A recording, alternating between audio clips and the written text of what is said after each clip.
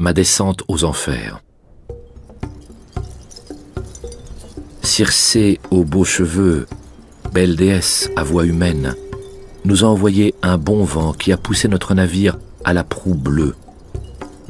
Le soleil s'est couché et nous avons atteint les limites de l'océan au cours profond. Là se trouve le pays des Cimériens, recouvert de brouillard et de nuages que jamais les rayons du soleil ne viennent éclairer.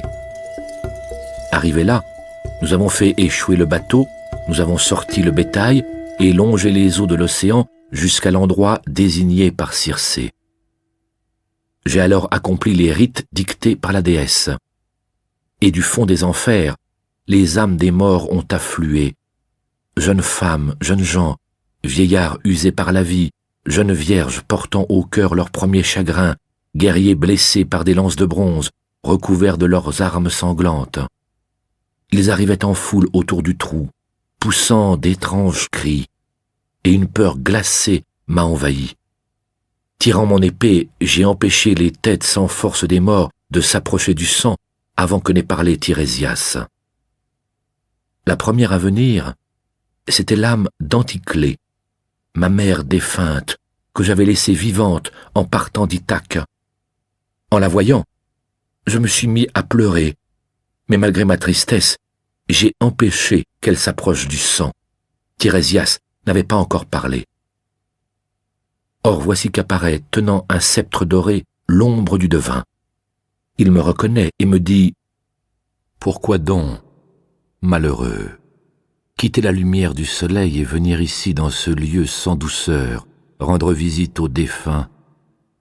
Écarte-toi du trou que je boive du sang et te dise la vérité. » Le devin irréprochable boit le sang et me dit « Tu désires un doux retour, illustre Ulysse. Mais j'ai peur que Poséidon, l'ébranleur du sol, n'oublie pas sa colère contre toi. Il te garde rancune d'avoir aveuglé l'un de ses fils. Pourtant, si tu restes maître de toi et de tes marins, il se peut que vous aboutissiez malgré de longues souffrances. Dès que ton navire approchera de l'île du Trident, tu verras paître les vaches et les moutons du dieu Soleil, celui qui voit et entend tout. Si tu n'y touches pas, si tu ne songes qu'au retour, alors tu rentreras à Ithaque. Mais si tu y touches, je te garantis la perte de ton bateau et de ton équipage. Et tu rentreras seul, vieux et misérable, sur le vaisseau d'un autre peuple. Dans ton pays, tu verras des hommes insolents dévorer tes richesses et courtiser ta femme. Car ces prétendants veulent prendre ta place sur le trône. Depuis bien des années, ils écartent ton fils et cherchent à séduire ta femme. Tu leur feras payer leurs crimes. Alors la mer t'enverra la plus douce des morts après une longue vieillesse où tu seras entouré d'un peuple heureux. Voilà l'exacte vérité. » À ces mots, je prends la parole et lui dis « Tirésias, dis-moi. Je vois devant moi l'ombre de ma défunte mère. Elle se tient en silence près du sang et n'ose regarder ni parler à son fils. Dis-moi par quel moyen je puis lui faire connaître ma présence. » C'est simple. Tous ceux des morts que tu laisseras s'approcher du sang te diront la vérité. Ceux que tu écarteras redescendront. Sur ces mots, l'âme de Tirésias a rejoint la demeure d'Hadès. Moi, immobile, j'ai attendu que ma mère vienne boire le sang noir. Dès qu'elle a bu, elle m'a reconnu et m'a dit en gémissant « Mon fils, comment as-tu fait pour venir encore vivant dans ces ténèbres de brume? Viens-tu de Troie et n'as-tu pas encore regagné Ithaque et retrouvé ta femme et ton palais ?» À ces mots, je réponds « Mère, j'ai dû descendre chez Hadès pour consulter l'âme de Tirésias de Thèbes. Mais toi, parle-moi sans rien dissimuler. Comment es-tu morte ?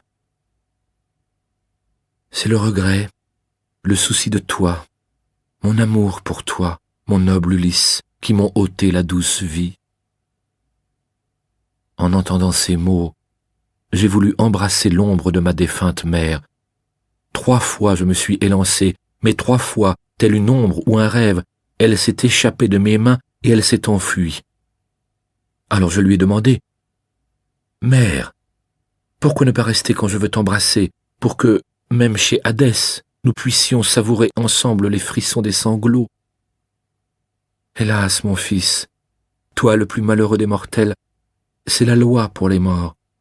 Les nerfs ne tiennent plus les os, ni les chairs. La flamme les détruit aussitôt que la vie les a quittés, et l'âme s'envole comme un songe et disparaît. Pendant que nous parlions, des femmes se sont approchées et sont venues en foule autour du sang noir. Et moi je me suis demandé comment j'allais faire pour toutes les interroger. Et voici ce que mon cœur a jugé le plus sage. Tirant mon épée le long de ma puissante cuisse, je ne les ai pas laissés boire le sang noir. Et puis, j'ai vu au loin Tantale en proie à la torture. Debout dans un lac, il a de l'eau jusqu'au menton, il a toujours soif, mais il ne peut rien boire. Car chaque fois qu'il se penche, l'eau disparaît et une vase noire apparaît à ses pieds. Au-dessus de sa tête, de grands arbres offrent leurs fruits, poiriers, grenadins, figuiers délicieux, mais dès qu'il tend la main pour les saisir, le vent les emporte vers les nuages sombres. Il y avait aussi Sisyphe, en proie à ses tourments. Il soulève à 2 bras un rocher gigantesque.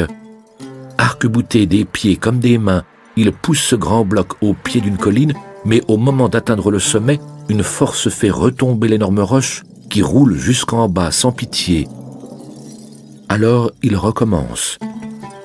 La sueur ruisselle sur son corps et un nuage de poussière recouvre sa tête.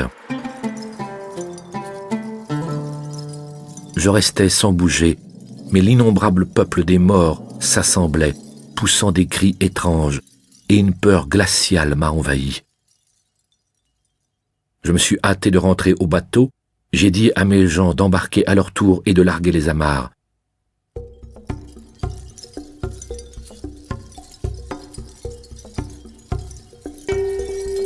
La vague et le vent nu nous ont emportés sur l'océan, d'abord à la rame, puis un vent favorable nous a entraînés.